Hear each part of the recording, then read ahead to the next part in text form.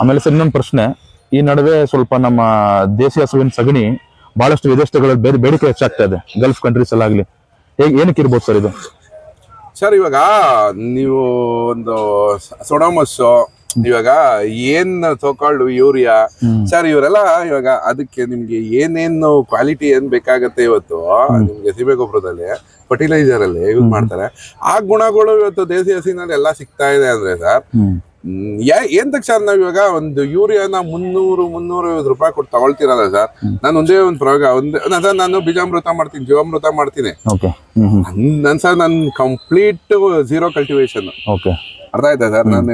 ನಾನು ನೇಗ್ಲೇ ಇಡಲ್ಲ ಹೊಲ ಇರೋದಕ್ಕೆ. ಈಗ ರಾಗಿ ಪಾಗಿ ಬೆಳಿಬೇಕಾರೆ ಯೂರಿಯಾ ಇಲ್ದೇನೆ ಮೇಲ್ ಬರ್ತಾನೆ ಇಲ್ಲ, ರಾಗಿ ತಾನೆ ಮೇಕೆ ಬರಲ್ಲ. ಇವತ್ತು ದಿನ ಹಂಗ ಆಗ್ಬಿಡೈತೆ, ಫಲವತ್ತತೆ ಮಣ್ಣಲ್ಲಿ ಕಳ್ಕೊಂಡು.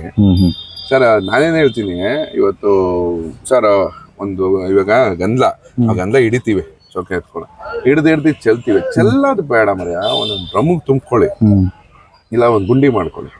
ಒಂದು ಇವಾಗ ಮಣ್ಣು ಯಾವುದೋ ಒಂದು ಸ್ವಲ್ಪ ಮರಳು ಪ್ರದೇಶದಲ್ಲಿ ಮಣ್ಣು ಸಿಗುತ್ತಲ್ಲ, ಆ ಮರಳ ಥರದ್ದು ಒಂದು ಮೂಲೆಗೆ ಹಾಕೊಳ್ಳಿ, ಒಂದು ಗುಂಡಿಗೆ ತೆಗ್ದು ದಿನ ಇದ್ರ ಗಂಧನ ಉಯ್ರಿ ಅಲ್ಲಿಗೆ, ಅದನ್ನ ತುಂಬ್ಕೊಳ್ಳಿ. ಕಪ್ ಬಂದ್ಬಿಡ್ತದೆ ಸರ್ ಅದು ಯೂರಿಯಾ ಅದರಲ್ಲೇ ಉತ್ಪತ್ತಿ ಆಗುತ್ತೆ. ಈ ತೆಗೆದು ಹೆಸರಿ ಅಂತ ಯಾವ್ದಕ್ಕೆ ರಾಗಿಗೆ ಯಾಕೆ ಬರೋದಕ್ಕೆ ನೋಡ್ರಿ, ಪ್ರಯೋಗಗಳು ಮಾಡ್ಬೇಕು. ಆಮೇಲೆ ನಾವು ತಿಳ್ಕೊಬೇಕು ಸರ್, ಇವಾಗ ನಮ್ ಕೈಲಿ ಆಗಲ್ಲ, ನಮ್ಮ ಜಡ್ಡು ಮೈಯಲ್ಲಿ ಹಂಗ್ ಬಂದ್ಬಿಡೈತೆ. ಇವತ್ತಿನ ದಿನ ಕೆಲಸಗಳು ಯಾರು ಮಾಡ್ತಾ ಇಲ್ಲ. ಇವತ್ತೇನ್ ನಾವು ಒಂದು ತೆಂಗಿನ ಗಿಡ ಅಂದ್ರೆ ತಗೊಂಡೋಗಿ ಯೂರಿಯಾ ಅನ್ನ ತೆಂಗಿನ ಗಿಡ ನೋಡೋಣ, ಆಯ್ತು ಕಾಯಿ ಬೀಳ್ತದೆ, ಆಯ್ತು ಎಳೀರ್ಗೆ ಹೇಳ್ತೀವಿ, ಆ ಲೆಕ್ಕಾಚಾರ. ಇವತ್ತು ಹಳೆ ಕಾಲದಲ್ಲಿ ಇವತ್ತು ನಮ್ಮ ಅಪ್ಪನೂ ಮಾಡಿರೋದುಂಟು, ನಮ್ಮ ತಾತನವರು ಮಾಡಿರೋದುಂಟು. ಇವತ್ತು ನಿಮ್ಗೆ ಬೇಸಿಗೆಗಾಲದಲ್ಲೆಲ್ಲ ನೀವು ತೆಂಗಿನ ಗಿಡ ಕೀಳಕ್ಕೆ ಹಂಗಿನ ಜ್ಞಾಪನ ಇದೆ, ಅದು ಹೊಂಗೆ ಸೊಪ್ಪು ಅವನ್ನ ತುಳಿಯೋದು ಗದೆಗೆ ಹೋಗಿ, ಅವೆಲ್ಲ ಮರ್ತೋಗ್ತಾ ಇದೀವಿ. ಇವತ್ತಿನ ಬರೀ ಫರ್ಟಿಲೈಸರ್. ನೀವು ನಂಬ್ತಿರೋ ಬಿಡ್ತಿರೋ, ನಾವ್ ಏನ್ ತಿಂತೀವಿ ಅದ್ರಲ್ಲಿ ಒಂದು 70% ವಿಷ ಅನ್ನೋದು. ಇವತ್ತು ಏನಪ್ಪ ಇವನು ಆರ್ಗ್ಯಾನಿಕ್ ಆಗಿ ಹಿಂಗ್ ಮಾತಾಡ್ತಾನೆ ಹಂಗೆ ಹಿಂಗೆ ಅಂತ ಸ್ವಲ್ಪ ಕಾಸ್ಟ್ಲಿ ಆಗಿದೆ. ಬಟ್ ನಾವುಗಳು ಅಂದ್ರೆ ರೈತರು ಬೆಂಗಳೂರು ಪೇಟೆಯವ್ರ ಹತ್ರ ದುಡ್ಡಿದೆ ಬಿಡ್ರಿ, ಅವ್ರಿಗೇನೋ ಪ್ರಾಬ್ಲಮ್ ಆಯ್ತು ಅಂದ್ರೆ ಅವ್ರು ಹೋಗ್ಬಿಟ್ಟು ಯಾರ್ಟ ಕುಯ್ಸ್ಕೋತಾರೆ, ಬೈಪಾಸ್ ಮಾಡಿಸ್ಕೋತಾರೆ, ಸರ್ಜರಿ ಮಾಡಿಸ್ಕೋತಾರೆ, ಬರ್ತಾರೆ. ಹಂಗಾರೆ ರೈತ ನಾವು ನಾಳೆ ಬೆಳಗ್ಗೆ ಹೋಗಿ ಹಾಸ್ಪಿಟ್ಲಲ್ಲಿ ಅಡ್ಮಿಟ್ ಆದ್ರೆ ನಾಡ್ದು ಬಂದು ಗಂಧ ಹಿಡಿಲೇಬೇಕು, ಎದಳೆ ಸಗಣಿ ಬೆಳಿಲೇಬೇಕು, ಕೆಲಸ ಮಾಡ್ಲೇಬೇಕು, ಇಲ್ಲ ನಮ್ ಜೀವನ ನಡೆಯಲ್ಲ. ಆ ತರ ಲೆಕ್ಕಾಚಾರಕ್ಕೆ ಆದಷ್ಟು ನಾವು ಸ್ವಲ್ಪ ಹಳೆ ಪದ್ಧತಿನ ಅಳವಡಿಸ್ಕೊಂಡ್ರೆ ತುಂಬಾ ಒಳ್ಳೇದು. ಇವಾಗ ನೀವು ಆಲ್ಮೋಸ್ಟ್ ಎಲ್ಲ ಗೋ ಆಧಾರಿತ ಕೃಷಿನೇ ಮಾಡ್ತಾ ಇದೀರಾ, ಆಚೆಯಿಂದ ಗೊಬ್ಬರ ತರೋದು ಕಮ್ಮಿ? ಇಲ್ಲ ಬಿಡಿ ಸರ್, ಅವೆಲ್ಲ ನಾವು ಸುಮ್ಮನೆ ಇಲ್ಲ. ನಾವೆಲ್ಲ ಸರ್ ಇವಾಗ 10 ಜೊತೆ ಎತ್ಕೊಳ್ಳು ಮನೇಲಿ, ಒಂದ್ 4-5 ಜೊತೆ ಎತ್ಕೊಳ್ಳು, 1-2 ಜೊತೆ ಹಚ್ಕೊಳ್ಳು, ಇವೆಲ್ಲ ಇದ್ರೆ ಸರ್. ಗೊಬ್ಬರ ಅನ್ನೋದು ಹೆಂಗೆ ಗೊತ್ತಾ ಸರ್, ಮುಂಚೆ ಮನೆ ಹೆಂಗ ಹಾಕೋರು ಅಂದ್ರೆ ಗೊಬ್ಬರ ನೋಡಿ ಮನೇಲಿ ತಿಪ್ಪೆ ಏನಾರ ಇದ್ರೆ ಆ ಲೆಕ್ಕಾಚಾರಕ್ಕೆ ನೋಡಿ ಹೆಣ್ ಕೊಡೋರಂತೆ, ಬರೀ ಜ್ವರಗರಪ್ಪ ಬಿಡಪ್ಪ ಅಂತ ಆತರ. ಇವತ್ತಿನ ದನ ಜಾಸ್ತಿ ಸಾಕೊಂಡವನೇ ಅಂದ್ರೆ ಬರೀ ದನಿನೇ ಇರ್ತದೆ, ಇವನ್ ಯಾರು ಹೆಣ್ ಕೊಡ್ತಾರೆ, ಆ ಲೆಕ್ಕಾಚಾರಕ್ಕೆ ಬಂದ್ಬಿಡೈತೆ. ಇವಾಗ ಹಳೆ ಕಾಲ ಮರುಕಳಿಸುತ್ತಾ ಸರ್? ಕಳಿಸ್ಲೇಬೇಕು ಸರ್, ಕಳಿಸ್ಲೇಬೇಕು. ಇವತ್ತು ನಾನೇನ್ ಹೇಳ್ತೀನಿ ಗೊತ್ತಾ, ಆಧುನಿಕ ತಂತ್ರಜ್ಞಾನ ಅಂತ ಹೋಗ್ತಾನೆ ಇದೀವಿ. ಇವತ್ತು ಕಲಿ ಹುಟ್ಟಿದಾನೆ ಏನೋ ಇದಾಗ್ಬಿಡ್ತದೆ ಸರ್. ನಾನು ಹೇಳ್ತಾ ಇಲ್ವ ಸರ್, ನಾವು ಹಳೆ ಪದ್ಧತಿಗಳ ಅಳವಡಿಸ್ಕೊಳ್ಳಿಲ್ಲ ಅಂದ್ರೆ ನಮ್ಮ ಮಣ್ಣೆ ತಿನ್ಬೇಕಾಗುತ್ತೆ ಸರ್, ಕಷ್ಟ ನಮ್ಗೆ. ಇದು ಹೇಳ್ತಾ ಇಲ್ವ ಸರ್, ಇವತ್ತು ಯೂರಿಯಾ 100-120 ರೂಪಾಯಿ ಇದ್ದಿದ್ದು ಇವತ್ತು 350 ರೂಪಾಯಿ ಹೋಯ್ತದೆ, ನಾಳೆ 1000 ರೂಪಾಯಿ. ಅದೇನೋ ಗೌರ್ಮೆಂಟ್ ನಾವು ಸಬ್ಸಿಡಿ ಕೊಡ್ತಾ ಇದೀವಿ. ಅವತ್ತಿನ ದಿನ ಯಾಕೆ 100 ರೂಪಾಯಿ ಸಿಗೋದು? ಸಬ್ಸಿಡಿ ಕೊಟ್ಟಾಗ ಆಸಕ್ತಿ ಜಾಸ್ತಿ ಆಗುತ್ತೆ ರೈತರಿಗೆ, ಆಸಕ್ತಿ ಜಾಸ್ತಿ ಆಗುತ್ತೆ. ಇವತ್ತು ಸರ್ ನೀವ್ ಯಾರೇ ಆಗ್ಲಿ ರೈತರುಗಳನ್ನ ಕೇಳ್ರಿ ಸುಮ್ನೆ, ಅವತ್ತಿನ ದಿನ ಮಣ್ಣಿನ ಫಲವತ್ತತೆ ಹೆಂಗಿತ್ತು ಸರ್. ಅವತ್ತು ನೀವು ನಮ್ಮಲ್ಲ, ಮನೆ ಗೊಬ್ಬರ ಚೆಲ್ಲಿ ಇವತ್ತು ಹೊಲ ಉತ್ತಿ ರಾಗಿ ಹಾಕಿ ಬೆಳೆದವ್ರು ಗಣ ಮಾಡಿ ಕುಯ್ಲು, ನೀವು ನಂಬ್ತಿರೋ ಬಿಡ್ತಿರೋ. ಇವತ್ತು ನಾವು ಇದ್ ಹೇಳ್ಬಾರ್ದು, ಬೆಂಗಳೂರು ಪೇಟೆಯಲ್ಲಿ ಇವತ್ತು ಬಸ್ತಿ ವೆಂಕಟೇಶಣ್ಣ ಒಬ್ರು ನಾನ್ ನೋಡ್ದಂಗೆ ಇವತ್ತು ಮಾಡ್ತಾರೆ, ಎಲ್ಲಾ ಭಾಗದಲ್ಲೂ ರೈತರು ಮಾಡ್ತಾರೆ, ಖುಷಿ, ಎಲ್ಲೂ ರೈತರುಗಳು ಮಾಡ್ತಾರೆ ಸರ್. ಇವತ್ತು ರಾಗಿ ಅನ್ನೋದನ್ನ ಬೆಳೆದಿ, ನಾನು ಹೇಳ್ತೀನಲ್ಲ, ಒಂದು ರಾಗಿ ಬೆಳೆದೆ ಕೈಯಲ್ಲಿ ಕುಯಿಸಿ ಕಣ ಮಾಡಿ ಅದು ಹೇಳ್ತಲ್ವಾ, ಆ ಗೊಬ್ಬರದ ಗುಂಡಿಲಿ ಇದು ಇಳದೆ ಸಗಣಿ ಸಾರಿಸಿ ಆ ಕಣದಲ್ಲಿ ರಾಗಿ ಬಡಿಯೋ ರೀತಿ ಇದೆಯಲ್ಲ ಸರ್, ಅವು ಕಲ್ಲುಗಳೇ ಖಾಲಿ ಇದಾಯ್ತವೆ. ನೀವು ಅವೆಲ್ಲ ಮರೆ ಆಗ್ತಾ ಇದಾವೆ. ಇವತ್ತು ಒಂದು ಕಣ ಮಾಡಿ ರಾಗಿ ಮನೆಗೆ ತಗೊಂಡೋಗೋದು ಅದೆಲ್ಲ ತುಂಬಾ ದೂರದ ಮಾತು ಬಿಡ್ರಿ. ಆಧುನಿಕ ತಂತ್ರಜ್ಞಾನ ಬರನ ಒಂದ್ ಅರ್ಧ ಗಂಟೆಗೆ ಒಂದ್ ಎಕರೆ ಕುಯ್ದು ನೀವು ಅದನ್ನ ಕಂತೆ ಕಟ್ಟಿ ಮೆದೆ ಹಾಕಿ ಅದನ್ನ ಬಡಿಸಿ ಮಾಡೋದು. ಅದು ರಾಗಿ ಪ್ರೋಸೆಸ್ ಏನು ಹುಡುಗಾಟ್ಗಳಲ್ಲ ಸರ್. ಮುಖ್ಯವಾಗಿ ಆಳುಗಳು ಮುಗ್ಸೇನ್ ಅವ್ರ ಇದ್ ಮಾಡ್ತಿದ್ದು ಯಾವ್ದೋ ಜಾತ್ರೆ ಮಾಡ್ತಿದ್ದು. ಹಳೆ ಕಾಲದಲ್ಲಿ ಏನ್ ಮಾಡ್ಕೊಂಡ್ ಬಂದಿದಾರೆ ಪದ್ಧತಿ, ಒಬ್ಬ ರೈತ ಅವ್ನ್ ಕೆಲ್ಸ ಮಾಡಿ ಎಲ್ಲಾ ಮುಗಿಸಿ ಕಂಪ್ಲೀಟ್ ಆಗಿ ಮನೆಗೆ ಒಂದ್ ಕಣಕ್ಕೆ ಹೇಳ್ತಾ ಅಲ್ವಾ, ಒಂದು ಕಣಜಕ್ಕೆ ರಾಗಿ ತುಂಬಿ ಅವನು ಅವತ್ತು ನಿರಾಳ ಆಗೋನು. ಅವನ್ ಮನೆ ಮೆದೆ ಒಟ್ಟಿ ಮನೆಗೆ ಕಣಜಕ್ಕೆ ರಾಗಿ ತುಂಬಿದ್ಮೇಲೆ ನಿರಾಳ ಆಗೋನೊಬ್ಬ ರೈತ. ಇವತ್ತಿನ ದಿನ ಏನ್ ಅರ್ಧ ಗಂಟೆಗೆ ಮಿಷಿನ್ ಬರ್ತದೆ, ಆಗೋ ಕುಯ್ಯನ ಇಮಿಡಿಯೇಟ್ ರಾಗಿ ಚೀಲಕ್ ತುಂಬಾನ ಸರ್. ಅದ್ರೊಳಗೆ ಹಾವಿರ್ತದು. ನಿಜ ನಿಜ. ಏನ ಗೊತ್ತಾ, ಅದು ಎಕ್ಸ್ಪೆನ್ಸಿವ್ ಇಲ್ಲ ಸರ್. ಅದ್ರೊಳಗೆ ವಿಷಪೂರಿತವಾದ ಮಂಡ್ಲದಾವಿಂದ ಹಿಡ್ದೆ ನಾಗರಾವಿಂದ ಹಿಡ್ದೆ ಚೇಳು ಎಲ್ಲ ಸರ್. ಇವಾಗ ಮ್ಯಾನ್ ಪವರ್ ಇಲ್ಲ, ಕೆಲಸ ಮಾಡೋರು ಇಲ್ಲ, ಆಳುಗಳು ಸಿಗಲ್ಲ ಆಳುಗಳು. ಅವತ್ತಿನ ದಿನದಲ್ಲಿ ನಾನು ಹೇಳ್ತಾ ಇರೋದು, ಇವತ್ತು ಬೆಂಗಳೂರು ಪೇಟೆಗೆ ಹೋಗಿ ಅವರು ದಿನಕ್ಕೆ ಸರ್ ಇವತ್ತು if I am not wrong, Bengaluru ಪೇಟೆಯಲ್ಲಿ ಒಂದು ಗಾರ್ಮೆಂಟ್ಸ್ ಅಲ್ಲಿ 7,000 8,000 ಇವತ್ತು ನಡೀತಾರೆ. 7,000 8,000 ಏನೂ ಅಲ್ಲ ಸರ್. ನಾನು ಹೇಳ್ತಾ ಇಲ್ವಾ ಸರ್, 4 ಜೊತೆ ಎತ್ಕೊಳ್ನ ಕಟ್ಬಿಟ್ರೆ ಮನೇಲಿ ಎತ್ಕೊಳ್ ಕಟ್ಬಿಟ್ರೆ ಒಂದು ಟೈಮ್ಗೆ ತಿಂಡಿಗೆ ನಾವು 1,000 ರೂಪಾಯಿ ಬಂಡವಾಳ ಹಾಕ್ತಿವಿ ರೈತರುಗಳು. ಹೇಳ್ತಾ ಇರೋದು ಬೆಂಗಳೂರು ಪೇಟೆಯಲ್ಲಿ ಹೆಂಗಗಳು ಇವತ್ತೇನು ಗಾರ್ಮೆಂಟ್ ಕೆಲಸ ಮಾಡ್ತಾರೆ, 7,000 8,000 10,000 ಮ್ಯಾಕ್ಸ್ ಟು ಮ್ಯಾಕ್ಸ್. ನಾನು ಹೇಳ್ತಾ ಇರೋದು ಅದನ್ನ ದುಡಿಯೋಕೆ ಬೆಂಗಳೂರು ಪೇಟೆಗೆ ಹೋಗ್ಬೇಕಂತ ನಾನು ಕೇಳ್ತಾ ಇರೋದು. ಹೋಗ್ತಾರೆ ಇವತ್ತು ಸರ್. ಆಮೇಲೆ ಹಳ್ಳಿಲಿ ಅವರು ಬತ್ಲು ಮನೆಗೆ ಅಷ್ಟು ದೊಡ್ಡ ನೀರ್ ಮನೆ, ಬತ್ಲು ಮನೆ ಎಲ್ಲ ಮಾಡ್ಕೊಂಡು ಇವತ್ತು ಅಂಡೆ ಒಲೆ ಎಲ್ಲ ಹಾಕೊಂಡಿರ್ತೀವಲ್ಲ, ಅಷ್ಟು ಮನೆಯಲ್ಲಿ ಬೆಂಗಳೂರು ಪೇಟೆಯಲ್ಲಿ ಬಾಡಿಗೆಗೆ ಅದಕ್ಕೂ 4-5 ಸಾವಿರ ರೂಪಾಯಿ ಬಾಡಿಗೆ ಕಟ್ಕೊಂಡು ಇವತ್ತು ಹಳ್ಳಿಲಿ ಅರ್ಧ ಎಕರೆ ಮನೆ ಕಟ್ಕೊಂಡಿರ್ತಾರೆ. ಅವರೆಲ್ಲ ಬೆಂಗಳೂರು ಪೇಟೆಗೆ ಹೋಗಿ ಹಂಗೆ ಜೀವನ ಮಾಡ್ತಾ ಇದಾರಲ್ಲ. ಅದೆಲ್ಲ ಏನಾಗುತ್ತೆ ಗೊತ್ತಾ ಸರ್, ಇವೆಲ್ಲ ಅವ್ರಿಗೂ ಮನ್ಸಲ್ಲಿ ಇರ್ತದೆ. ಬಟ್ ಏನೋ ನಾವು ಬೆಂಗಳೂರಿಗೆ ಹೋಗ್ಬೇಕು ಮಾಡ್ಬೇಕು ಅನ್ನೋದು ಅದೆಲ್ಲ ಇವತ್ತಿನ ದಿನ ಅದೇ ಪ್ರಾಬ್ಲಮ್ ಆಗ್ತಾ ಇರೋದು. ಎಲ್ಲ ಆಧುನಿಕ ತಂತ್ರಜ್ಞಾನ. ಇವತ್ತು ರಾಗಿ ಕುಯ್ಸ್ಬೇಕಾದ್ರೆ ನಿಮ್ಗೆ ಗೊತ್ತಲ್ಲ ಸರ್, ನೋಡಿದಿರ ಅದನ್ನ ತೆಗೆದ್ಬಿಟ್ಟು ಏನ ಡೈರೆಕ್ಟ್ ಹೋಗಿ ಇದಿಡ್ತೀವಿ, ಯಾವ್ದ ಚೀಲ ಇಡ್ತೀವಿ, ಸರ್ರ ಅಂತ ರಾಗಿ ಬರ್ತದೆ, ತಗೊಂಡ್ ಹೋಗೋಣ ಸೂರ್ಯನ. ಇವಾಗ ಏನ್ ನಾವ್ ಅದನ್ನ ತಿಂತೀವಿ ಹೋಗ್ಬಿಡ್ತೀವಿ, ಅದ್ ನಾಬಾಡ್ಗೆ ಹಾಕ್ತಿವಿ, ಅದೆಷ್ಟಕ್ಕೆ ತಗೊಂಡೋಗಿ ಅದ್ ಎಲ್ಲೋ ಹೋಯ್ತದೆ ಅನ್ಕೊಳ್ರಿ. ಇವತ್ ನಾವು ಅಫೆಕ್ಟ್ ಆಗಲ್ಲ, ಬೇರೆ ಯಾರಿಗೂ ಅಫೆಕ್ಟ್ ಆಗ್ಬೋದು. ಎಲ್ಲ ರೈತರೇ ಅಲ್ವಾ ಸರ್, ನಾವೆಲ್ಲ ಒಂದೇ ಅಲ್ವಾ ಸರ್. ಇವತ್ತು ಚೇಳೋ ಪಾಳೋ ಏನೋ ಅದೇನೇ ಸಿಗಾಕೋತದೋ ಅದೇನೋ ಒಂದೇ ಮಿಷಿನ್ ಅಲ್ಲಿ ಬರ್ತದೆ ಅನ್ಕೋತಾ. ಅವತ್ತಿನ ದಿನದಲ್ಲಿ ಹೆಂಗ್ ಮಾಡೋರು ಸರ್, ಹಂಗಿರೋರು ಸರ್ ಗಟ್ಟಿಮುಟ್ಟಾಗೆ. ಬಹಳ ಕಡಿಮೆ ಕಾಯಿಲೆಗಳು ಯಾರಿಗೂ ಬರ್ತಾ ಇರ್ಲಿಲ್ಲ. ಅದು ಹೇಳ್ತಾ ಇದ್ದ 90 ವರ್ಷ 100 ವರ್ಷ ಅಂದ್ರೆ ಬದುಕ್ತಾರೆ ಆರಾಮಾಗಿ. ಹೌದು ಸರ್. ಇವಾಗ ರಾಜಕಾರಣಿಗಳು ನೋಡಿದಿರಲ್ಲ ಸರ್, ಸ್ಕೂಲು ತಪ್ಪರೆ ಹಾಸ್ಪಿಟಲ್ ಕಟ್ಟೋದು. ಹಾಸ್ಪಿಟ್ಲ್ ಎಷ್ಟು ಅತ್ಯವಶ್ಯಕ ಆಗಿದೆ ಅಂದ್ರೆ, ಒಬ್ಬ ರೈತ, ನಾನು ಒಬ್ಬ ಮಧ್ಯಮ ಕ್ರಮಾಂಕದ ರೈತ ಬೇಕಾರೆ ಅವನಿಗೆ ಏನೋ ಪ್ರಾಬ್ಲಮ್ ಆಯ್ತು, ಇಲ್ಲ ಅವ್ರ ಹೆಂಡತಿಗೆ ಏನೋ ತೊಂದರೆ ಆಯ್ತು, ಮಕ್ಳಿಗೆ ಏನೋ ತೊಂದರೆ ಆಯ್ತು ಅಂದ್ರೆ ಅವ್ನ ಜೀವನ ನಾಡಿ ಇವತ್ತು 5 ಲಕ್ಷ ರೂಪಾಯಿ ಬೆಲೆ ಬಾಳೋ ಎತ್ನ 2 ಲಕ್ಷಕ್ಕೆ ಮಾರಾಕ್ಬಿಟ್ಟು ಜೀವ ಉಳಿಸ್ಕೋಬೇಕು ಅನ್ನೋದು ಹಂಗ್ ಬಂದ್ಬಿಟ್ಟಿದೆ ಸರ್. ಇವತ್ತು ವಿಧಿ ಇಲ್ದಂಗೆ ಬೇಕಾದ್ರೆ ಮನೆ ನಾಡಾಯ್ತಿ ನನ್ ಮಗನ್ ಬಳಸ್ಕೋಬೇಕಪ್ಪ, ನಾನು ಹೆಂಡತಿ ಬಳಸ್ಕೋಬೇಕು ಅಂತ ಆತರ ಯೋಚನೆ ಮಾಡ್ತೀವಿ. ಜೀವಕ್ಕೆ ಅಷ್ಟು ಬೆಲೆ ಇದೆ. ಮಾಡ್ಕೋತಾರ ನಾವೇ. ಇವತ್ತು ಏನೋ ಇಷ್ಟು ಒಂದು 3 ಊಟ ಮಾಡಕ್ಕೆ ಏನೋ ಮಾಡಕ್ಕೆ ಬೆಂಗಳೂರು ಪೇಟೆಗೆ ಹೋಗಿ 10,000 ರೂಪಾಯಿ ದುಡಿಯಕ್ಕೆ ಹೋಗಿ ಬೆಂಗಳೂರಿಗೆ ಹೋಗ್ಬೇಕಾ ಸರ್? ಅಲ್ಲ ಹೇಳ್ತಾ ಇರೋದು. ಆಮೇಲೆ ಸರ್ ವಿದೇಶದಲ್ಲಿ ಇನ್ನೊಂದು ಥೆರಪಿ ಅಂತ ಶುರು ಮಾಡಿದ್ದಾರೆ, ಕೌ ಹಗ್ಗಿಂಗ್ ಥೆರಪಿ ಅಂತ. ಗೊತ್ತಿರ್ಬೋದು ನಿಮಗೆ. ಅದು ದಿನಾನೇ ಮಾಡ್ತಾರಲ್ಲ ಕೌ ಹಗ್ಗಿಂಗ್. ಹೌದು, ಅದಕ್ಕೆ ಒಂದು ಅವರ್ಗೆ ಎಷ್ಟು $200 $300 ತಗೊಂತಾ ಇದ್ದಾರೆ. 14 ಹೌದು, ಅದ್ರ ಬಗ್ಗೆ ಏನ್ ಹೇಳ್ತೀರಾ ಸರ್, ಕೌ ಹಗ್ಗಿಂಗ್ ಬಗ್ಗೆ? ಸರ್ ಇವಾಗ ನಮ್ಮ ಯಾವ್ದಪ್ಪ ಪುಟ್ಟಪ್ಪ ಅವರು ನಾವು ಸನ್ಮಾನ ಮಾಡ್ದೋ ದೇವನಹಳ್ಳಿ ನಾಟಿ ವೈದ್ಯ ಅವ್ರು ಹೇಳ್ತಾರಲ್ಲ ಸರ್, ನಾಟಿ ದನ ತಪ್ಕೊಬಿಟ್ರಿ ನಿಮ್ಗೆ ಕಾಯಿಲೆ ಕಸಾಲನೇ ಇದೆ. ಎಷ್ಟು ನಿಜ ಸರ್. ಇವತ್ತು ಅಬ್ರೋಡ್ ಅವರು ಇಂಪ್ಲಿಮೆಂಟ್ ಮಾಡ್ತಾವ್ರೆ ಅಂದ್ರೆ ಸರ್, ಆ ಅಪ್ಪ ಹೇಳ್ದಾಗ ನಾವ್ ಅದನ್ನ ನಾನು ಅಳವಡಿಸ್ಕೊಂಡಿದೀನಿ ಸರ್. ನನಗ್ ಮಾತ್ರ ಆ ಅಪ್ಪನ ಮೇಲೆ ಅಪಾರವಾದ ಪ್ರೀತಿ. ಇವತ್ತು ನಾವ್ ಯಾರಿಗೋ ಬಕೆಟ್ ಹಿಡಿತಾ ಇದೀವಿ, ನಾವೇನೋ ಯಾರ ಬಗ್ಗೆನೋ ಮಾತಾಡ್ತೀವಿ, ಅವ್ರೆಲ್ಲ ಮಾಡಿರೋ ಸಾಧನೆ ಬಗ್ಗೆ ಮಾತಾಡ್ತೀವಿ ಸರ್. ನಾನೇನೋ ಅವ್ರು ಯಾರನ್ನೋ ಬಕೆಟ್ ಸರ್, ನನಗೆ ಆ ಅಪ್ಪನ ಬಗ್ಗೆ ಒಂದು ಗೋಪುರದ ಮೇಲೆ ನೀರ್ ಹಾಕ್ಬಿಟ್ರೆ, ಶಿವಲಿಂಗದ ಮೇಲೆ ನೀರ್ ಹಾಕ್ದಂಗೆ ಎಂತ ಮಾತಾಡ ಅವೆಲ್ಲ ಗೂಸ್ ಪಂಪ್ಸು ಒಂಥರ. ಇವಾಗ ಅಪ್ಪ ಹೇಳ್ದಾಗ ಅವನ ಏನ್ ಗುರು, ಹೌದಲ್ವಾ ಗುರು, ನಿಜ ಅಲ್ವಾ ಗುರು, ಹೊಸ ವಿಷಯಗಳು ತಿಳಿಯುತ್ತೆ ನಮ್ಗೆ. ಅವ್ರ ಮಾತಾಡೋ ರೀತಿ, ಹೌದು. ಆ ಪದ ಬಳಕೆ, ಆ ಪದ ವಿಂಗಡಣೆ, ಅವರೆಲ್ಲ ನಮ್ಗೆ ಒಂಥರ ದೇವ್ರ ತರ. ನಾವು ಅದನ್ನ ಗುರ್ತಿಸಿ ನಾವು ಇವತ್ತು ಅವ್ರಿಗೆ ಒಂದು ಸನ್ಮಾನ, ನಾವಲ್ಲ, ಸರ್ಕಾರದ ಲೆಕ್ಕಾಚಾರಕ್ಕೆ, ಸರ್ಕಾರದ ರೀತಿ. ಅರ್ಥ ಆಯ್ತಾ ಸರ್? ಗುರುತಿಸ್ಬೇಕು ಅವ್ರನ್ನ. ಇವಾಗ ನಾವು ಒಳಗ ಟಿವಿಲಿ ನೋಡ್ತೀವಿ, ಅದು ನಾವೆಲ್ಲ ಏನೋ ಯೂಟ್ಯೂಬ್ ಅಲ್ಲಿ ಮಾತಾಡ್ಬಿಡ್ತೀವಿ, ಏನೋ ಬಂದ್ ಮಾತಾಡ್ಬಿಡ್ತೀವಿ, ನಮ್ನೆಲ್ಲ ಮಾತಾಡಿಸ್ತಾರೆ ಅಂದ್ರೆ ಅದ್ ನಮ್ದೆಲ್ಲ ಸರ್. ಇದು ಅಂಶ ಅಪ್ತಿರು, ನಮ್ಮ ತಾತಿರೋ, ನಮ್ಮ ಅಪ್ತಿರು ಎಲ್ಲಾರು ಉಳಿಸ್ಕೊಂಡ್ ಬಂದಿದ್ದಾರೆ ಸರ್. ಈ ಜಾತ್ರೆ ಮಾಡ್ಬೇಕಾದ್ರೆ ಈ ಜಾತ್ರೆ ಬಗ್ಗೆ ನಾನು ಕೇಳ್ದೆ, ಎಷ್ಟೋ ಜನ ಹೇಳ್ತಾರಲ್ಲ ಸರ್, ಕಾಂಪಿಟೇಷನ್ ಮೇಲೆ ದನ ತರ್ತಿದ್ರಂತೆ, 15 ಜೊತೆ 20 ಜೊತೆ ಮಡಗ್ತಾರೆ. ಜಾತ್ರೆ ಅಂದ್ರೆ ಸಖತ್ತು ಹೆಸರುವಾಸಿ, ಹೆಸರು ಆ ತರ.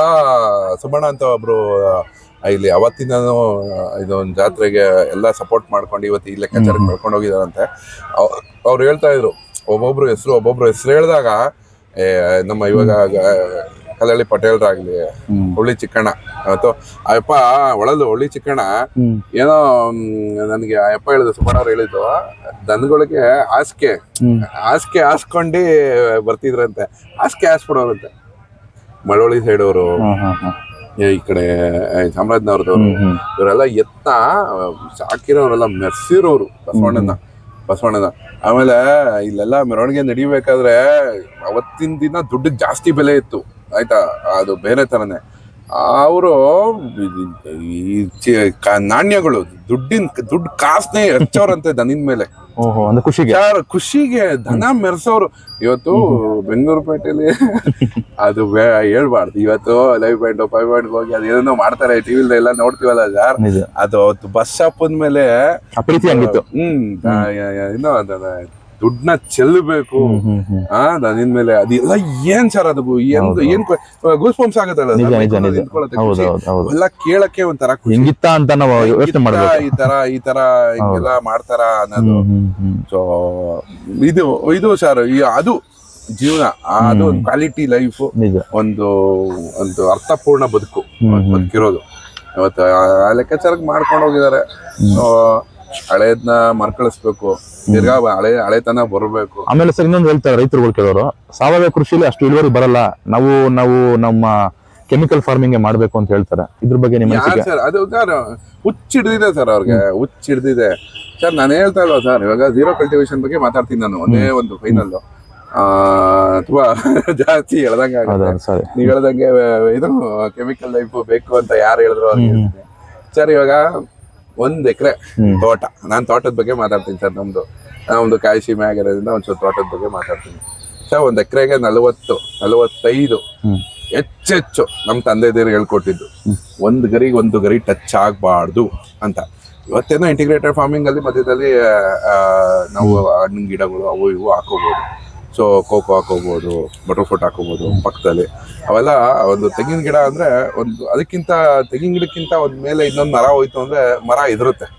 ತೆಂಗಿನ ಮರ ತುಂಬಾ ಭಯ, ಬಾಗ್ಬಿಡುತ್ತೆ ಭಯ. ನಾವ್ ಹೇಳ್ತಾ ಇಲ್ವಾ ಸರ್, ಅದ್ರೊಳಗೆ 1 ಎಕರೆ ತೆಂಗಿನ ತೋಟದಲ್ಲಿ 45 ಗಿಡ ಹಾಕ್ಬೇಕು. ಗುಂಟೆಗೆ ಒಂದ್ ಲೆಕ್ಕ, 30 ಅಡಿ, ಈ ಕಡೆ 30 ಈ ಕಡೆ 30, ಹಿಂಗೆ ಸಾಲ ಹೊಡ್ಕೊಂಡು ಮಾಡ್ತಾರೆ.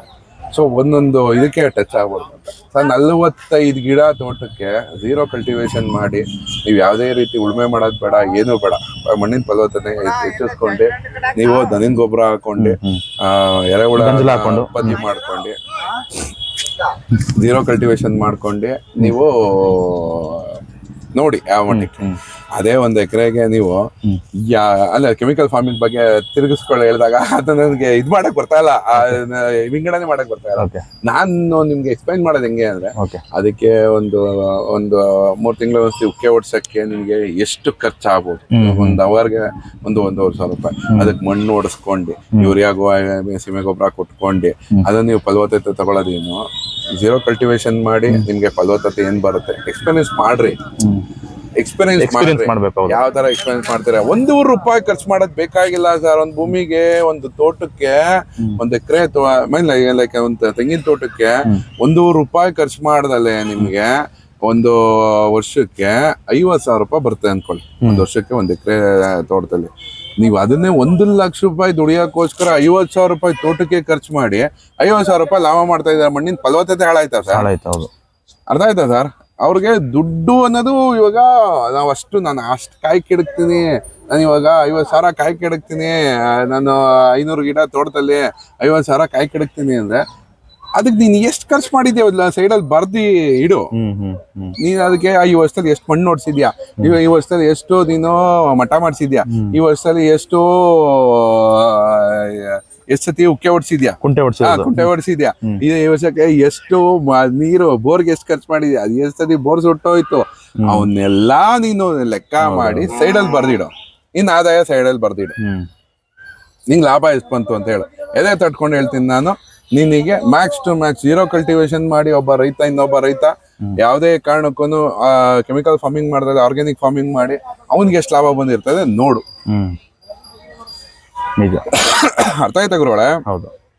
ಮಣ್ಣಿನ ಫಲವತ್ತತೆ ಹೆಚ್ಚಾಗತ್ತೆ. ಇವತ್ತು ಡಿ ಬಾಸ್ ಅವ್ರು ಏನ್ ಹೇಳ್ತಾರೆ, ಒಂದು ಮಾತು ಹೇಳಿದ್ರು ಅವತ್ತು ನನಗೆ, ಇನ್ನ if I am not wrong, ನನ್ನ ಮಗಂಗೆ ಮುಂದಕ್ಕೆ ಅವ್ನು ಯಾವ್ದ್ರಲ್ಲಿ ಇದ್ ಮಾಡ್ತಾನೆ ಗೊತ್ತಿಲ್ಲ, ಹಿಂಗೆ ಬೆಳೆ ಎಸ್ತಿ ನನಗೆ ಅದು ಇದ್ ಮಾಡ್ಕೊಂಡ್ರೆ ಅವ್ನ ಜೀವನ ಮಾಡ್ಕೊಂಡ್ರೆ ಸಾಕು, ಒಬ್ಬ ಫಾರ್ಮರ್ ಆದ್ರೆ ಅದು ನನಗೆ ಖುಷಿ ಪಡ್ತೀನಿ. ಎಷ್ಟು ದೊಡ್ಡ ಮಾತು ಸರ್ ಅವೆಲ್ಲ, ತೀರಾ ದೊಡ್ಡ ಮಾತುಗಳು. ಬಹಳಷ್ಟು ದೊಡ್ಡ ವ್ಯಕ್ತಿಗಳು ಹೇಳ್ತಿದ್ದಾರೆ ಫಾರ್ಮಿಂಗ್ ಇಸ್ ಫ್ಯೂಚರ್ ಅಂತ ಹೇಳ್ತಾರೆ. ಅಷ್ಟು ದೊಡ್ಡ ವ್ಯಕ್ತಿ. ನಮ್ಮ ಮಕ್ಳುಗಳು ನಾವು IAS ಮಾಡ್ಬೇಕು, IPS ಮಾಡ್ಬೇಕು, ಮಾತೆತ್ತಿದ್ರೆ ನಾವು ಡಾಕ್ಟರ್ ಮಾಡ್ಬೇಕು, ಇಂಜಿನಿಯರ್ ಮಾಡ್ಬೇಕು ಅಂತಾರೆ. ಬಡಾರ ಇವತ್ತು ಒಬ್ಬ ಟ್ರೆಂಡ್ ಸೆಟ್ಟರ್ ನಮ್ಮ ಡಿ ಬಾಸ್ ಮಾತು ಹೇಳಿದೆ ಚಂದ. ನನ್ನ ಮಗ ಒಬ್ಬ ರೈತ ಆಗ್ಲಿ ಬಿಡು ಮುಂದಕ್ಕೆ, ನನ್ನ ಜಮೀನ್ ತಗೊಂಡಿರೋದೇ ಅದೇ ಉದ್ದೇಶ. ಅದೇ ಪಕ್ಷ ಅವನು ಒಂದು ಬೆಳೆ ಎಸ್ತಿ ಅವ್ನು ದುಡ್ಕೊಂಡು ಅವ್ನು ತಿನ್ಕೊಂಡ್ರೆ ಸಾಕು. ಅದು ದೊಡ್ಡ ಮಾತುಗಳು. ಕೆಲವು ನಾವು ಮೂಲತನ ಬಿಡಬಾರ್ದು, ಅದು ಮೂಲತನ ನಾವು ಬಿಡಬಾರ್ದು. ಯಾವ್ದೊಂದು ಬೆಳೆದ್ ಬಂದಿದೀವೋ ಅದನ್ನ ದಾರಿ ಬಿಡಬಾರ್ದು, ಮರಿಬಾರ್ದು. ಆತರ ಒಬ್ಬ ಟ್ರೆಂಡ್ ಸೆಟ್ಟರ್ ಅವ್ರ ಅಗ್ರಿಕಲ್ಚರ್ ಬಗ್ಗೆ, ಫಾರ್ಮಿಂಗ್ ಬಗ್ಗೆ, ಅನಿಮಲ್ ಹಸ್ಬೆಂಡ್ರಿ ಬಗ್ಗೆ, ಇದ್ರ ಬಗ್ಗೆ ಎಲ್ಲ ಸರ್ ಅವರು ಮನೆ ಬಂದು ಅವ್ರ ಕಿವಿ ಮಾತುಗಳು, ಅವ್ರು ಕೇಳೋದು, ಅವ್ರ ರೀತಿ ನೀತಿಗಳು ಅವೆಲ್ಲ ನಾವು ಅಳವಡಿಸ್ಕೊಂಡು ಹೋಗ್ಬಿಟ್ರೆ ಸರ್ ನಾವೆಲ್ಲ ಹೊಂಟೋಗ್ತೀವಿ. ನಿಜ ನಿಜ. ಅವರಿಂದ ಬಹಳಷ್ಟು ರೈತರುಗಳು ಉತ್ತೇಜನ ತಗೊಂತಾ ಇದ್ದಾರೆ. ಬಹಳಷ್ಟು ರೈತರಿಗೂ ಪರಿವರ್ತನೆ ಆಗ್ತಾ ಇದ್ದಾರೆ.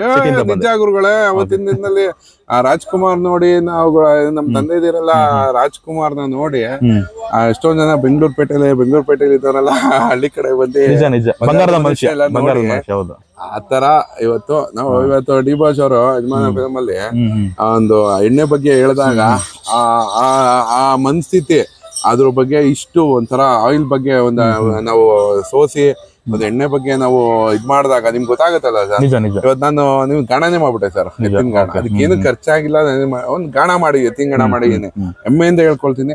ಡಿ ಬಾಸ್ ಅವರು ಆ ಫಿಲಮ್ ಅಲ್ಲಿ ಅಪ್ಪ ರೀತಿ ಅದು ಒಂದು ಅದ್ ಹೇಳ್ತಲ್ವ ಸರ್, ಅವೆಲ್ಲ ಗೂಸ್ ಬಂಪ್ಸ್. ಯಜಮಾನ ಫಿಲಮ್ ಅಲ್ಲಿ ಅವರು ಇದನ್ನ ಹೇಳಿದಾಗ ಎಣ್ಣೆ ಬಗ್ಗೆ, ಕಲಬೆರಕೆ ಎಣ್ಣೆ ಬಗ್ಗೆ ಎಲ್ಲ ಮಾತಾಡುವಾಗ ಅದನ್ನ ನಾನು ನೋಡ್ಕೊಂಡೆ, ನಾನು ಒಬ್ಬ ಅಳವಡಿಸ್ಕೊಂಡೆ. ಅಂದ್ರೆ ನಾನ್ ಫ್ಯಾನ್, ನಿಮ್ ಇನ್ಸ್ಪಿರೇಷನ್ ಆಯ್ತು.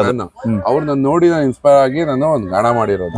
ಅಲ್ಲ ಅದೇನಾಗತ್ತೆ, ಕೆಲವು ಮಾತುಗಳು, ಕೆಲವು ಆ ಟೈಮ್ ಅದೆಲ್ಲ ಒಂದು ಫೀಲ್ ಆಗುತ್ತೆ, ಮನ್ಸು ಮುಟ್ಬೇಕು, ಮನ್ಸಿಗೆ ಅದು ಇದ್ ಮಾಡ್ಬಿಡುತ್ತೆ, ನಾಟ್ಬಿಡುತ್ತೆ. ಸೊ ಆ ಕೆಲ್ಸ ಬಾಸ್ ಅವರು ಮಾಡ್ತಾ ಇರ್ತಾರೆ. ಅವರು ಒಂದು ಫಿಲಮ್ ನ ಒಂದು ಕತೆ ಚೂಸ್ ಮಾಡ್ಬೇಕಾನು ಅದನ್ನ ಉಪಯೋಗಗಳು ಏನು ಅದನ್ನ ಅವರೆಲ್ಲ ತೋರ್ಸ್ಕೊಡ್ತಾರಲ್ಲ ಸರ್.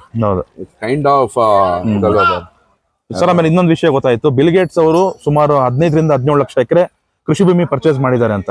ಇದ್ರ ಬಗ್ಗೆ ನಿಮ್ಮ ಅನಿಸಿಕೆ ಏನು ಸರ್? ವೆಲ್ ಅಂಡ್ ಗುಡ್ ಆಗೋ ಸರ್. It's on inspiration.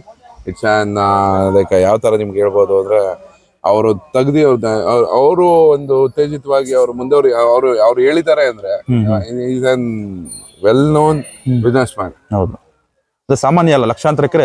ಆಮೇಲೆ ಇವತ್ತು ಅವರು ಕಾರ್ಪೊರೇಟ್ ಲೆವೆಲ್ ಇಂದ ಇವತ್ತು ಫಾರ್ಮಿಂಗ್ ಗೆ ಇವಾಗ ಅಷ್ಟು ಇದ್ ಮಾಡ್ತಾ ಇದಾರೆ. ಇವತ್ತು ಮಹೇಂದ್ರ ಸಿಂಗ್ ಧೋನಿ ಅವರು ಎಷ್ಟು ಅಳವಡಿಸ್ಕೊಳ್ತಾ ಇದಾರೆ ಫಾರ್ಮಿಂಗ್ ಬಗ್ಗೆ. ಅವ್ರ ಕೆಲವು ವಿಡಿಯೋಸ್ಗಳು, ಕೆಲವು ಇದೆಲ್ಲ ಬಂದಾಗ ಅದೆಲ್ಲ ನೋಡಿದಾಗ farming is an future sir. You don't need any qualification. ಹೌದು, ಎಷ್ಟೇ ಯುದ್ಧಗಳು ನಡೀಲಿ, ಏನೇ ಮಾಡ್ಲಿ, ಬೆಳೆಯಲೇಬೇಕು. ಫಾರ್ಮಿಂಗ್ ಅನ್ನೋದಕ್ಕೆ ಕ್ವಾಲಿಫಿಕೇಶನ್ ಬೇಕಾಗಿಲ್ಲ sir. Farmer is a scientist. ನಾನು ಹೇಳ್ತೀನಲ್ಲ, farmer is a scientist. Can experience that, you can do that. ಆಮೇಲೆ ನಾನು ಹೇಳ್ದಲ್ವಾ, ಒಬ್ಬ ಫಾರ್ಮರು ಅವನು ಎಕ್ಸ್ಪೀರಿಯನ್ಸ್ ಮಾಡ್ತಾನೆ, ಕಣ್ಣಿಂದ ನೋಡಿದ್ನ ಕೈಯಲ್ಲಿ ಮಾಡ್ತಾರೆ. ಡಿವೋರ್ಸ್ ಅವರು ನೋಡಿದ್ದನ್ನ ಅವ್ರು ಹೇಳೋದು ಅದೇ ಒಂದು ಕಣ್ಣಲ್ಲಿ ನೋಡಿದ್ನ ಕೈಯಲ್ಲಿ ಮಾಡ್ರಿ. ಇರೋ ಜಮೀನ್ ಯಾರು ಕಳಿಬೇಡಿ, ಮಾರ್ಬೇಡಿ, ಮುಂದಕ್ಕೆ ಬೆಲೆ ಬಾಳುತ್ತೆ. ಅದು ನಮ್ಗೆ ಇನ್ನೂ ಅದು ಮನ ಮುಟ್ತಾ ಇದೆ. ಅಯ್ಯೋ ಅದ್ರ ಬಗ್ಗೆ ಒಂದು ಒಳ್ಳೆ ಮಾತಾಡಿದ್ದಾರೆ. ಹೌದು, ಆ ಒಂದು ಇದ್ರಲ್ಲಿ ಒಂದು ಇಂಟರ್ವ್ಯೂ ಅಲ್ಲಿ ಒಂದು ಮಾತು ಹೇಳಿದ್ರು, ಆ ಜಮೀನ ಕಳಿಬೇಡ್ರಿ.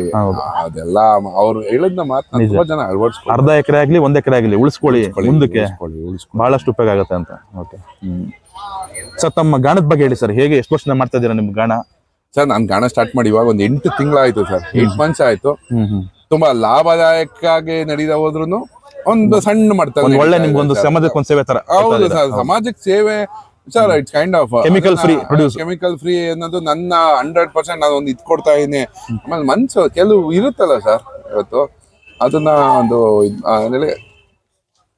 ಒಂದು 10 ಫ್ಯಾಮಿಲಿನಾರ ನಾನು ಒಂದು ಕೆಮಿಕಲ್ ಮುಕ್ತ, ಅದು ದೊಡ್ಡ ಜಾಲ ಎಣ್ಣೆ ಅನ್ನೋದು. ನಿಜ ನಿಜ. ಅದ್ರ ವಿರುದ್ಧವಾಗಿ ನಾನು ಒಂದು ಫೈಟ್ ಮಾಡ್ತಾ ಇದೀನಿ. ಹೌದು, ಒಂದು ಸಣ್ಣ ಮಟ್ಟದಲ್ಲಿ ಪರವಾಗಿಲ್ಲ. ಅದೊಂದು ಆಯಿಲ್ ವಿರುದ್ಧ ನಾನು ಒಬ್ಬ ಫೈಟ್ ಮಾಡ್ತಾ ಇದೀನಿ ಅನ್ನೋದು ನನಗೆ ಹೆಮ್ಮೆ ಇದೆ. ನನ್ನ ಮನಸ್ಸಿಗೆ, ನನ್ನ ಹಾರ್ಟ್ಗೆ ತುಂಬಾ ಖುಷಿ ಕೊಡುತ್ತೆ. ಬಿಡಪ್ಪ, ನಾನು ಒಬ್ಬ ಒಂದು ಸಮಾಜ ಸೇವೆ ಮಾಡ್ತಾ ಇದ್ದೀನಿ. ನಾನು ಸಮಾಜ ಸೇವೆ ಅನ್ನೋಕ್ಕಿಂತ ನಾನು ಕಮರ್ಷಿಯಲ್ ಆಗಿ ಯೋಚನೆ ಮಾಡಿ ನಾನು ಏನೇ ಮಾಡ್ತೀನಿ ಅಂದ್ರು ಸರ್ ಲಾಭದಾಯಕವಾಗಿ ನಾನು ಮಾಡ್ತಾ ಇಲ್ಲ. ಏನ್ ಬರುತ್ತೆ ಆ ಕಾಸ್ಟ್ ವೈಸ್ ಅಲ್ಲಿ ನಾನು ಒಂದು 10-20 ರೂಪಾಯಿ ಇಟ್ಬಿಟ್ಟು ನಾನು ಕೊಡ್ತಾ ಇದೀನಿ ಅಂದ್ರೆ ಅದು ನನ್ನ ಲೇಬರ್ ಮೇಂಟೆನೆನ್ಸ್ ಕೆಲಸ ಮಾಡೋರಿಗೆ ನಾನು ಕೊಡೋ ದುಡ್ಡು. ಯಾಕಂದ್ರೆ ಅವ್ರದ್ದು ಹೊಟ್ಟೆ ಮಾಡಿದ್ದೇ ಇದೆ ಸರ್. ಅವ್ರಿಗೂ ಒಂದು ಸರ್, ಒಂದು ದಿನದಲ್ಲಿ ಎತ್ತಿನ ಗಾಣದಲ್ಲಿ ಎಷ್ಟು ಲೀಟರ್ ಎಣ್ಣೆವರೆಗೂ ತೆಗಿಬಹುದು ನೀವು? ಮ್ಯಾಕ್ಸ್ ಟು ಮ್ಯಾಕ್ಸ್ ಒಂದು 20 ಲೀಟರ್ ತೆಗಿಬಹುದು ಸರ್. 20 ಲೀಟರ್ ಮೇಲೆ ಅದೇ ಕಣಕ್ಕೂ ತೆಗಿಯಕ್ ಆಗಲ್ಲ. 3 ಗಾಣ ಮಾಡಿದೀನಿ ಸರ್. ಒಂದ್ ದಿನಕ್ಕೆ 60 ಲೀಟರ್ ಎಣ್ಣೆ ತೆಗಿತೀನಿ. 18 ಹೆಚ್ಚು ಕಮ್ಮಿ 1800 ಲೀಟರ್ ಒಂದು ಮಂತ್ಗೆ ನಂದು ಎಕ್ಸ್ಪೋಸ್ ಆಗ್ಬೋದು. ಅದು ರಜಾ ಪಜಾ ಎಲ್ಲ ಸೇರೋ ಒಂದು 1500 ಅನ್ಕೊಳ್ಳಿ. ಆ 1500 ಲೀಟರ್ ನಾನು ಎಷ್ಟು ಫ್ಯಾಮಿಲಿ ಕೊಡ್ಬೋದು ಲೆಕ್ಕ ಮಾಡ್ರಿ ಸರ್. ನಾನೇನಂತ ಕಮರ್ಷಿಯಲ್ ನಾನೇನು ಮಾಡ್ತಾ ಇಲ್ಲ.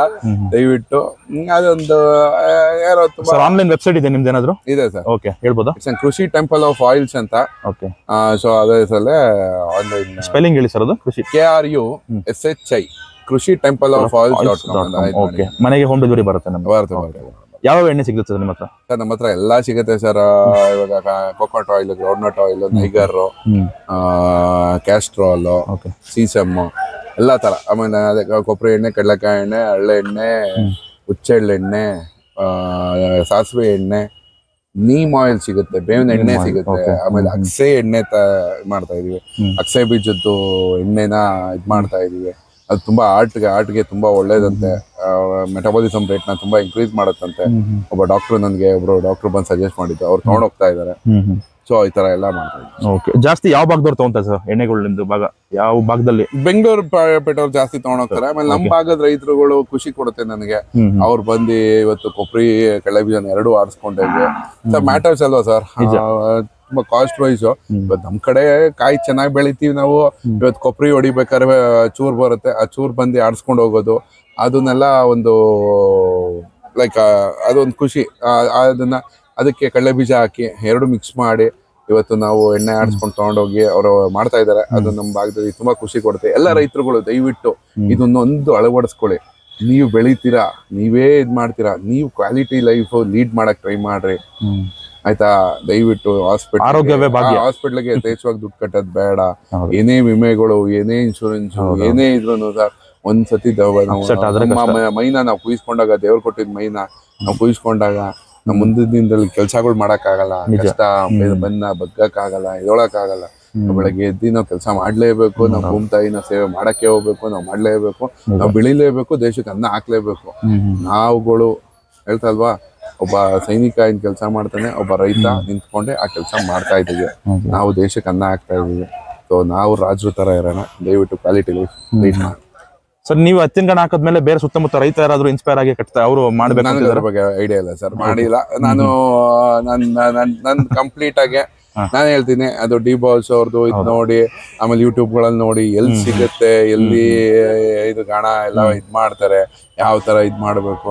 ಆಮೇಲೆ ಯಾವ್ದೇ ಏನೇ ಒಂದು ಹೊಸದಾಗಿ ಪ್ರಯೋಗ ಮಾಡ್ಬೇಕಾದ್ರು, ಇವತ್ತು ನಾನೇನೋ ಯೂಟ್ಯೂಬಲ್ಲಿ ಏನೋ ಹೇಳ್ಬಿಟ್ಟೆ, ಏನೋ ಮಾಡ್ಬಿಟ್ಟೆ ಅನ್ನೋದ್ಕಿಂತ ನೀವು ದಯವಿಟ್ಟು ಎಕ್ಸ್ಪೀರಿಯನ್ಸ್ ಮಾಡ್ರಿ, ಹೋಗ್ರಿ, ಕೆಲಸ ಮಾಡ್ರಿ, ಹೋಗಿ ಅವ್ರ ಜೊತೆ. ಆಯ್ತು, ಯಾರೇ ಹೊಸದಾಗಿ ಏನೋ ಮಾಡಿದ್ದಾರೆ ಅಂದ್ರೆ ಅವ್ರು ತುಂಬಾ ಸಾಥ್ ಕೊಡ್ತಾರೆ ನಿಮ್ಗೆ. ಅವ್ರ ಜೊತೆ ಹೋಗಿ ಒಂದು ಕೆಲಸ ಮಾಡ್ರಿ. ಅವ್ರ ಒಂದು ಫಾರ್ಮಲ್ಲಿ ಒಂದು 15 ದಿನ ಕೆಲಸ ಮಾಡ್ರಿ, ಅದನ್ನ ಎಕ್ಸ್ಪೀರಿಯನ್ಸ್ ಮಾಡಿ. ನೀವು ಮಾಡೋಕ್ಕಿಂತ ಮುಂಚೆ ನೀವು ಕೆಲಸಗಾರರಾಗಿ ಅದನ್ನ ಆಮೇಲೆ ಎಕ್ಸ್ಪೀರಿಯನ್ಸ್ ಮಾಡಿ ಆಮೇಲೆ ಮಾಡ್ರಿ. ನೀವೇನೇ ಲೇಬರ್ನ ಇಟ್ಕೊಂಡು ಏನೇ ಮಾಡ್ತೀನಿ ಅಂದ್ರೆ ಫಸ್ಟ್ ನೀವು ಕೆಲಸಗಾರರಾಗಿ ಅದಾದ್ಮೇಲೆ ನೆಕ್ಸ್ಟು ನೀವು ಅದನ್ನ ಇದು ಮಾಡಿ. ಇವಾಗ 1 ಲೀಟರ್ ಕಡಲೆಕಾಯಿ ತೆಗಿಯಕ್ಕೆ ಎಷ್ಟು ಕೆಜಿ ಬೀಜ ಬೇಕಾಗಬಹುದು ಸರ್? 3 kg ಕಡಲೆ ಬೀಜ ಬೇಕು ಸರ್. ಒಂದು ಇದಕ್ಕೆ ಇವತ್ತು 110-115 ರೂಪಾಯಿ ಇದೆ ಸರ್ ಎಣ್ಣೆ. ಇದು ಕಡಲೆ ಬೀಜ ಹೆಚ್ಚು ಕಮ್ಮಿ 110 ರೂಪಾಯಿ ಅಂದ್ರೆ 330-340 ರೂಪಾಯಿಗೆ ನಿಮ್ಗೆ ಕಡಲೆ ಬೀಜ ಬೇಕು. Products I mean raw materials. So ಆ ರಾ ಮೆಟೀರಿಯಲ್ಸ್ ನ ನಾವು ಯೂಸ್ ಮಾಡಿದಾಗ ನಿಮ್ಗೆ ಮ್ಯಾಕ್ಸ್ ಟು ಮ್ಯಾಕ್ಸ್ 1 kgಗೆ 350 ಗ್ರಾಮ್ ಎಣ್ಣೆ ಇದಾಗುತ್ತೆ 1 kg ಕಡಲೆ ಬೀಜದಲ್ಲಿ. ಸೊ ಇದು ಕೌಂಟ್ ಮಾಡಿದಾಗ ಒಂದು ಲೀಟ್ರು 50 ಗ್ರಾಮ್ ಎಣ್ಣೆ ಬರ್ಬೋದು, ಇಲ್ಲ 100 ಗ್ರಾಮ್ ಬರ್ಬೋದು. ಸೊ ಆ ಎಣ್ಣೆನ ಪ್ಯಾಕಿಂಗ್ ಇಂದ ಹಿಡ್ದು ಅದನ್ನ ನೀವು ಒಂದು ಲೇಬರ್ನ ಇಟ್ಕೊಂಡು ನಾವು ಗಾಣ ಆಡಿಸಿ ಒಂದು ಎತ್ತಿಗೆ ನಿರ್ವಹಣೆ ಮಾಡಿ ಅದೆಲ್ಲ ಮಾಡಿದಾಗ ನಾನು 450 ರೂಪಾಯಿ ಮಾರ್ತೀನಿ ಸರ್ 1 ಲೀಟರ್ ಎಣ್ಣೆ. ಸೊ ನಾನು ಹೇಳ್ತಾ ಇರೋದು ಇವಾಗ 1 ಲೀಟರ್ ಎಣ್ಣೆ ನಿಮ್ಗೆ 110 ರೂಪಾಯಿಗೆ ಸಿಗುತ್ತೆ ಸರ್. ಯಾವ್ದ್ರಲ್ಲಿ ಸರ್? ಬೇರೆ ಅಂಗಡಿಗಳಲ್ಲಿ ಯಾವುದೇ ನೀವು ಸೋಕಾಲ್ಡ್ ಎಂತ ರಿಫೈನ್ಡ್ ಆಯಿಲ್ ಆರ ಮಾಡ್ಕೊಳ್ಳಿ, ಯಾವ್ದಾರ ಮಾಡ್ಕೊಳ್ರಿ, ಎಷ್ಟು 110 ರೂಪಾಯಿಗೆ ಸಿಗುತ್ತೆ ಸರ್. ಹುಚ್ಚಿಡ್ದಿದೆ ಸರ್ ಅವ್ನಿಗೆ ಕೊಡಕ್ಕೆ. ನಾನು ಕೇಳ್ತಾ ಇರೋದು ಹುಚ್ಚಿಡ್ದಿದ್ಯಾ? 110 ರೂಪಾಯಿಗೆ ಎಣ್ಣೆ ಸಿಕ್ಬೇಕಾದ್ರೆ ಅವನು ಆ ಪ್ಯಾಕಿಂಗು, ಆ ಲಾಜಿಸ್ಟಿಕ್, ಆ ಫ್ಯಾಕ್ಟ್ರಿ ಕೆಲಸ ಮಾಡೋನು, ಇವತ್ತು ಆ ಪ್ಯಾಕಿಂಗು, ಆ ಕರೆಂಟ್ ಬಿಲ್ಲು, ಇವತ್ತು ಒಂದು ಆ ಎಣ್ಣೆಗೆ ಫಿಲ್ಮ್ ಆಕ್ಟರ್ ಎಷ್ಟು ಬರ್ತಾರೆ, ಇಲ್ಲ ಕೆಟ್ರಿನಾ ಕೈಫ್ ಬರ್ತಾರೆ, ಇಲ್ಲ ಐಶ್ವರ್ಯ ರೈ ಬರ್ತಾರೆ, ಆ ಆರ್ಟ್ ನ ತೋರಿಸ್ಬಿಟ್ಟು ಎಣ್ಣೆ ತಗೊಳ್ಳಿ ಅಂತ ಹೇಳ್ತಾರೆ. ಅವ್ರಿಗೆ ಎಷ್ಟು ಕೊಡ್ಬೇಕು ಸರ್ ದುಡ್ಡು? ಕೋಟಿ ಗಟ್ಲೆ ಕೊಡ್ಬೇಕು. ಹುಚ್ಚಿಡ್ದಿದೆ ಸರ್. ಇವತ್ತು ನಾನು ಎಣ್ಣೆ ತಯಾರು ಮಾಡ್ತೀನಿ ನನ್ನ ಇದರಲ್ಲಿ ಗಾಣದಲ್ಲಿ 3 kg ಕಳೆ ಬೀಜ ಹಾಕಿದ್ರೆ 1 kg ಕಳೆಕೆಣ್ಣೆ ಬರುತ್ತೆ. 350 ರೂಪಾಯಿ ರಾ ಮೆಟೀರಿಯಲ್ಸ್. ನಾನು ಇವತ್ತು ನಮ್ಮ ಕೆಲ್ಸಗಾರರಿಗೆ ಒಂದು 20,000 ರೂಪಾಯಿ ಸಂಬಳ ಕೊಡ್ಲೇಬೇಕು ಇಬ್ರಿಗೆ, ಗಾಣ ಆಡ್ಸೋರ್ಗೆ. ನನ್ನ ಎತ್ತು ನಾನು 1,000 ರೂಪಾಯಿ ಅವನ ಎತ್ತು ಹುಲ್ಲಾಕೋದ್ರಿಂದ ಇದೆ. ನಾನು ಕೊಡಲ್ಲ ಸರ್. ನಾನು ಕೊಡೋದೇ 400 ರೂಪಾಯಿ, 420 ರೂಪಾಯಿ. ಅರ್ಥ ಆಯ್ತಾ ಸರ್?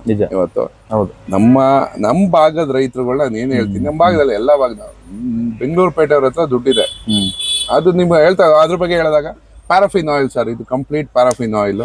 ಇವತ್ತು 110 ರೂಪಾಯಿಗೆ ನಿಮ್ಗೆ ಎಣ್ಣೆ ಸಿಗ್ತಾ ಇದೆ ಅಂದ್ರೆ ಮ್ಯಾಕ್ಸ್ ಟು ಮ್ಯಾಕ್ಸ್ ಅವ್ನಿಗೆ 50 ರೂಪಾಯಿಗೆ ಎಣ್ಣೆ ಸಿಗುತ್ತೆ. ನಿಜ. ಆ ಎಣ್ಣೆನ ತೆಗ್ದು ನಿಮ್ಗೆ ಕ್ರೂಡ್ ಆಯಿಲ್.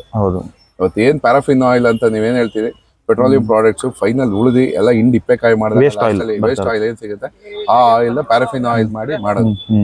ಅದು ಅದಕ್ಕೆ ಕೆಮಿಕಲ್ ಫ್ಲೇವರ್ಸ್ ಎಲ್ಲ ಹಾಕಿ ನಿಮ್ ಸೂರ್ಯಕಾಂತಿ ಎಣ್ಣೆ, ಕಡಲೆಕಾಯಿ ಎಣ್ಣೆ ಸರ್ ಹಂಗಲ್ಲ. ಪ್ಯಾರಾಫಿನ್ ಆಯಿಲ್ ಅಂದ್ರೆ ಕಂಪ್ಲೀಟ್ ಮಿನರಲ್ ಸರ್, ಇದು ಲೈನ್ ಆಗಿರುತ್ತೆ. ಅದು ಪ್ಯಾರಾಫಿನ್ ಆಯಿಲ್ ಅಂದ್ರೆ ಅದು ಯಾವ ತರ ಅಂದ್ರೆ ನಿಮ್ಗೆ ಅದನ್ನ ಹಾಲು ಹಾಕಿದ್ರೆ ಹಾಲು ಲೆಕ್ಕಾಚಾರ ಮಾಡ್ಬಿಡುತ್ತೆ.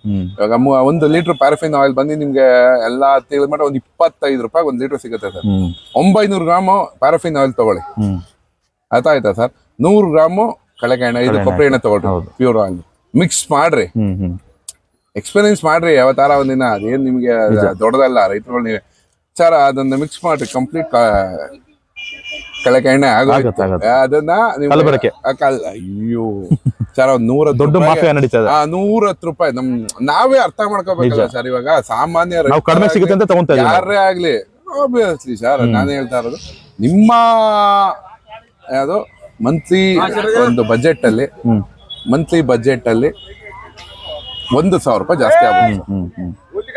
ಅದು ಇವತ್ತೇನ್ ರೇಷನ್ ಬಜೆಟ್ ಅಲ್ಲಿ 1,000 ರೂಪಾಯಿ ಜಾಸ್ತಿ ಆಗ್ಬೋದು. ಬಟ್ ಆರೋಗ್ಯಕ್ಕಿಂತ ದೊಡ್ಡದು ಯಾವ್ದು ಇಲ್ಲ. ನಾವ್ ಏನೇ ಸೇವ್ ಮಾಡಿದ್ರು 1,000 ರೂಪಾಯಿ ಲೆಕ್ಕ ಹಾಕೊಂಡ್ರೆ ನಿಮ್ಮ ಇದರಲ್ಲಿ 1,000 ರೂಪಾಯಿ ಜಾಸ್ತಿ ಆಗ್ಬೋದು. ದಯವಿಟ್ಟು ಅಳವಡಿಸ್ಕೊಳ್ಳಿ. ನನ್ನ ಹತ್ರ ತಗೊಳಗ ಹೇಳ್ತಾ ಇಲ್ಲ ಸರ್, ನಾನ್ ಕೊಟ್ರೆ ಒಂದು 20 ಫ್ಯಾಮಿಲಿ ಕೊಡ್ಬೋದು ಸರ್, 3 ಗಾಣ ಇಟ್ಕೊಂಡು ಸರ್. ಇವತ್ತು ಕೋಟ್ಯಾಂತರ ಜನ ಇದೀವಿ, ಅರ್ಥ ಆಯ್ತಾ? ನೀವು ಬೆಳೆದಿದ್ದನ್ನ ನೀವು ತಗೊಂಡೋಗಿ ಇವತ್ತು ಕೊಬ್ಬರಿನ ಕಡಲೆ ಬೀಜನ ಮಿಕ್ಸ್ ಮಾಡಿ ಎಣ್ಣೆನ ಮಾಡ್ಕೊಂಡು ಮನೆಗೆ ಯೂಸ್ ಮಾಡ್ರಿ. ನೀವು ಅದನ್ನ ಆಮೇಲೆ ಹೇಳ್ರಿ ನಿಮ್ಗೆ ಕಾಯಿಲೆ ಸರ್. ಒಂದ್ಸತಿ ಹಾಸ್ಪಿಟ್ಲಿಗೆ ಹೋದ್ರೆ ಲಕ್ಷಾಂತರ ರೂಪಾಯಿ ಖರ್ಚು ಮಾಡ್ತೀವಿ. ಇವತ್ತು 1,000 ರೂಪಾಯಿ ನಮ್ಮ ಇದರಲ್ಲಿ ನಮ್ಮ ರೇಷನ್ ಬಜೆಟ್ ಅಲ್ಲಿ 1,000 ರೂಪಾಯಿ ರೈಸ್ ಮಾಡ್ಕೊಳ್ಳಿ, ನೀವು ಅಳವಡಿಸ್ಕೊಳ್ಳಿ. ಒಂದು ಸತಿ ಅಳವಡಿಸ್ಕೊಳ್ಳಿ, ಅದು ಜೀವನ ಚೆನ್ನಾಗಿ ಹೋಗುತ್ತೆ ಸರ್. ಕಡಲೆಕಾಯಿ ಸರ್, ಇದು ಆಯಿಲ್ ಪರ್ಚೇಸ್ ಮಾಡ್ಬೇಕು ಅಂದ್ರೆ ನೀವು ಹೇಗೆ ಕಾಂಟ್ಯಾಕ್ಟ್ ಮಾಡ್ಬೇಕು ಸರ್ ನಿಮ್ಮನ್ನ? ಸರ್ ನಮ್ದು ಬೆಂಗಳೂರು ಹೈವೇಲಿ ಎತ್ತಿನ ಗಾಣ ಮಾಡಿದೀವಿ. ಸೊ ನೀವು ಯಾವುದೇ ಇದು ಧರ್ಮಸ್ಥಳ, ಸಕಲೇಶ್ಪುರ, ಚಿಕ್ಕಮಂಗ್ಳೂರ್ಗೆ ಹೋಗೋದಾಗಲಿ ಬೆಂಗಳೂರಿಂದ ಹೋಗ್ಬೇಕಾದ್ರೆ ಹಿರಿಸೇವೆ ಅಂತ ಬೆಂಗಳೂರಿಂದ 100 ಕಿಲೋಮೀಟರ್ 100 ಕಿಲೋಮೀಟರ್ ರೋಡಲ್ಲೇ ಇದೆ ಕೃಷಿ ಟೆಂಪಲ್ ಆಫ್ ಆಯಿಲ್ಸ್ ಅಂತ. ಆ ತರ ತಗೋಬಹುದು, ಆನ್ಲೈನ್ ಅಲ್ಲಿ ಮಾಡ್ಕೋಬಹುದು, ಎಲ್ಲ ತರದ್ದು ಮಾಡ್ಕೋಬಹುದು. ನಮ್ಮ ಫೋನ್ ನಂಬರ್ ಸಿಗ್ಬೋದಾ? ಅದು ಫೋನ್ ನಂಬರ್ 9900153333. ಕೃಷಿ temple of oils, Hirisave, Haasan ಜಿಲ್ಲೆ. ಓಕೆ, ಧನ್ಯವಾದ ಸರ್. Thank you.